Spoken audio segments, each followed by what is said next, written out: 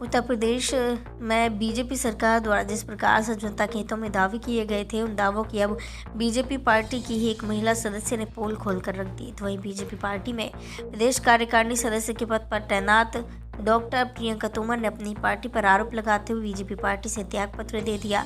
तोमर ने ये त्याग पत्र बीजेपी पार्टी के प्रदेश अध्यक्ष स्वतंत्र देव सिंह के नाम भेजा। वहीं त्याग पत्र देने की वजह बीजेपी पार्टी के दावे और किसानों के हित में किसी भी प्रकार का निर्णय न लेने के कारण सामने आई। तो वहीं बीजेपी से रिजाइन देने के बाद अब डॉक्टर प्रियंका तोमर राष्ट्रीय लोकदल पार्टी में जल्दी किसी पद पर ज्वाइन कर सकती हैं। मैम, आपने एक पत्र जारी किया है प्रदेश अध्यक्ष के नाम, इसमें बीजेपी पार्टी से आपने त्याग पत्र दिया है। क्या मानती हैं आप इसमें, ऐसा क्या हुआ? आप कितने लंबे समय से बीजेपी में रही हैं और त्याग पत्र देने का रीज़न क्या रहा? जो त्याग पत्र देने का कारण है वो मैंने साफ तौर पे अपने रेजिग्नेशन लेटर में लिखा हुआ है। जहाँ तक बीजेपी में रहने का सवाल है तो मेरा तो जन्म ही हुआ था जनसंघ में। 67 में मेरे तो चाचा जी चुनाव लड़े थे बागपत से, तब दीपक चुनाव चिन्ह होता था। उस समय मुझे याद है कि हम बहुत छोटे थे, 4 साल के ही रहे होंगे, तो घर में झंडे रखे जाते थे, घर में दीपक का चुनाव चिन्ह घर में लगाया जाता था। तो उस माहौल में मैंने तो जन्म लिया है। हम लोग तो बच्चे थे, नारे लगाते थे सड़कों पे, गलियों में। और जहाँ तक स्वयं का सक्रिय रहने का है तो मेरे पिताजी ने तो 93-96 में चुनाव लड़ा, बागपत से चुनाव लड़ा। बागपत की बेटी हूँ मैं, मुजफ्फरनगर मेरी ससुराल है, शामली मेरी कर्म भूमि है। मेरठ मेडिकल कॉलेज से मैंने मेडिकल की शिक्षा प्राप्त करी है।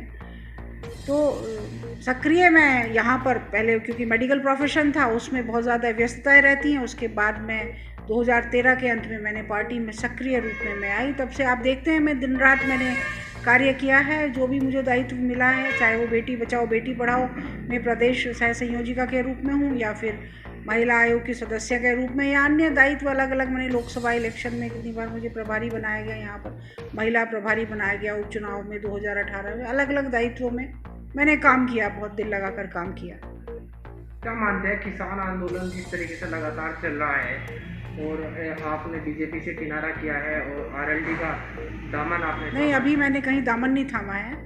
अभी तो हम लोग किसानों के मुद्दे पर मैंने पार्टी छोड़ी है। और आपको पता ही है, किसान इस देश की कहीं की भी रीढ़ है, अन्नदाता है किसान हमारा।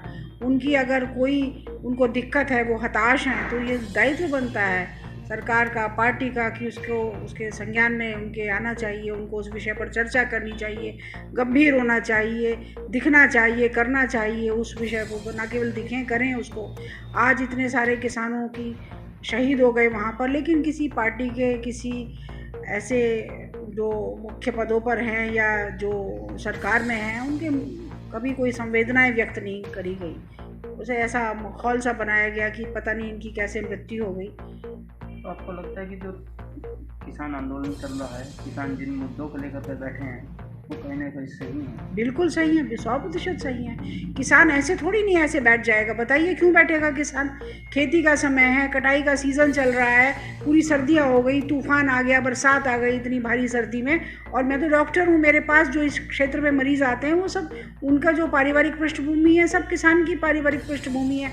आते हैं, वो अपनी समस्याएं बताते हैं मुझसे, उनसे अनेकों बार चर्चा हुई। उन्होंने कहा, डॉक्टर साहब आप बीजेपी में हैं, आप हमारी बात रखिए, हम इस बात से बहुत दुखी हैं।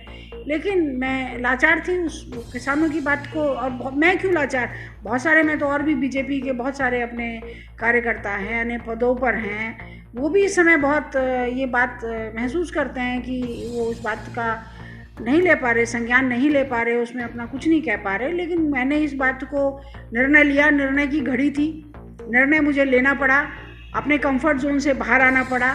कभी कभी निर्णय लेना बहुत ज़रूरी हो जाता है। चाणक्य ने कहा है कि अनिर्णय की स्थिति नहीं होनी चाहिए, वो बहुत घातक होती है। जो भी लो, निर्णय लो, आगे बढ़ो। मैंने निर्णय लिया।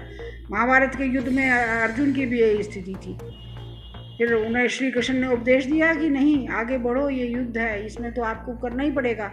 जब आपको दिख रहा है सामने सामने दिक्कत आ रही है, किसानों पर आज हताश हैं किसान, अन्नदाता है किसान, उनके प्रति हम लोग कैसे संवेदनहीन हो सकते हैं क्षेत्र में रहते हुए, जिस क्षेत्र में हम रह रहे हैं, और उनको देखते हैं हम चारों तरफ, उनकी व्यथा सुनते हैं, उनकी बात सुनते हैं। तो अगर मैं आज इससे मैं अपनी बात ना अपनी पार्टी के बाहर ही मुझे रखनी पड़ रही है ये बात, इसीलिए मुझे पार्टी से रिज़ाइन करना पड़ा। नहीं तो मैं अपने को धिक्कारती, अपने परिवार की प्रतिष्ठा पर दाग लगाती कि आज मैंने मुद्दों की बात नहीं करी, और मुझे इसलिए ये निर्णय लेना पड़ा। राष्ट्रीय लोकदल के अध्यक्ष हैं अजीत सिंह जी, उनसे भी मुलाकात की बात सामने आ रही है। देखिए, वो तो हमारी पारिवारिक एक हमारा परिवार रहा है चौधरी चरण सिंह जी का।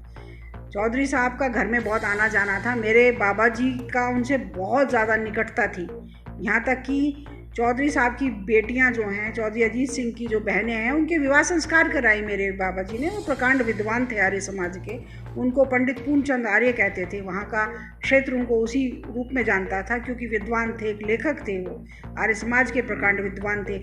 अनेकों विषयों पर चौधरी चरण सिंह मंत्रणा करते थे। मैं बचपन में खुद कई बार उनसे मिली। संन्यास मेरे बाबा जी ने जिस समय लिया, स्वामी रामेश्वरानंद जी, जिनका आपने नाम सुना होगा, जो घरौंडा से MP थे, जो अपना भोजन भी स्वयं लेके जाते थे, आपने सुना होगा, वो कई बार सर्कुलेट भी होता है व्हाट्सएप पर। वो अपनी रोटी और साइकिल खुद पैदल आते थे संसद में, उन्होंने मेरे बाबा जी को संन्यास दिलाया था। जो ककौरी कांड में थे विष्णु शरण दुबलिश जी, वो कितनी बार आते थे घर में, चौधरी साहब आते थे। तो ये तो परिवार था उस समय। क्या माना जाए कि गर्भवती हो सकती है? नहीं, ये तो हमें निर्णय में थोड़ा समय लगेगा, लेकिन बिल्कुल इसमें मैं जो भी पार्टी इसकी बात करेगी, किसानों की बात करेगी और जो महिलाओं की बात करेगी, महिलाओं के मुद्दे पर बात करेगी, तो उस पर तो विचार किया ही जाएगा निश्चित तौर पर। अभी बीजेपी सरकार में उत्तर प्रदेश सरकार द्वारा महिला स्क्वाड टीम भी बनाई गई थी। आपने लिखा है कि भाई महिलाओं की जो संवेदना है उनको अच्छे से नहीं समझा गया। देखिए, बात यह है कि जब तक चीज़ें धरातल पर ना उतरें, इन चीज़ों का कोई फ़ायदा नहीं होता। आप देख रहे हैं कि घटनाएं तो होती हैं, घटनाएं हो रही हैं, ये सब आपके भी संज्ञान में है। क्या माना जाए, दूसरा जनपद से दूसरा जो किनारा है वो पार्टी से किया गया है, पहले टिकट चुनी है, तो लोग क्या ये आंकड़ा बढ़ सकता है इस तरीके से?